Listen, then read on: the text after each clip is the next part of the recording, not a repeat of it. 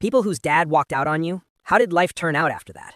I was 17 when my dad disappeared. No fight, no warning, just a note on the kitchen table. I can't do this anymore.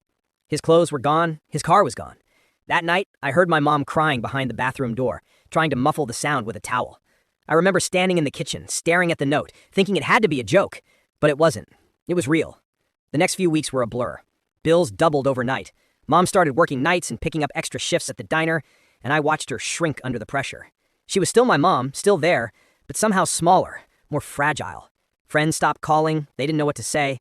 I quit basketball, even though scouts had started coming to my games. I needed a job to help pay rent, and my dreams suddenly felt like luxuries I couldn't afford. Every night I lay awake, imagining where he was, why he left, and whether he ever thought about us. Months passed. School became harder. I'd sit through classes, zoning out, replaying that note in my head, hearing my mom crying in the background. I felt rage, not just at him, but at myself, for wanting him to stay, for hoping he might come back, for not being strong enough to hold our family together. I started snapping at people, shutting everyone out, building a wall of silence around me.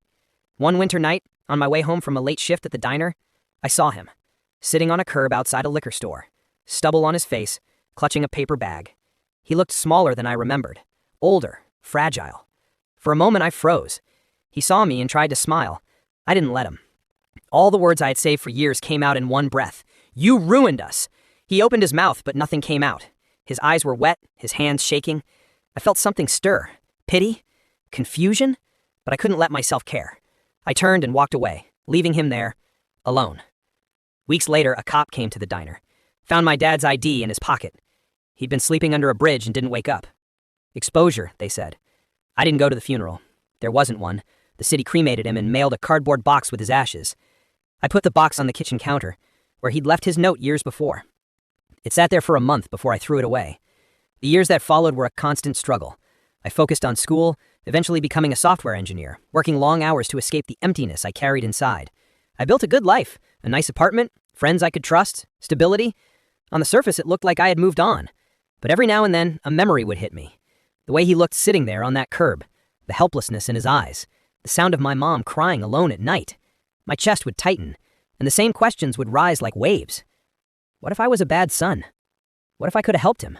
What if he needed me just as much as I needed him?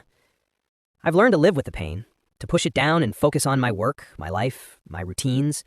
But sometimes, late at night when the apartment is silent and the world feels far away, it comes back in full force.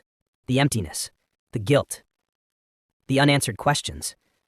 And I realize that no matter what I've achieved, no matter how far I've come, some holes can never be filled.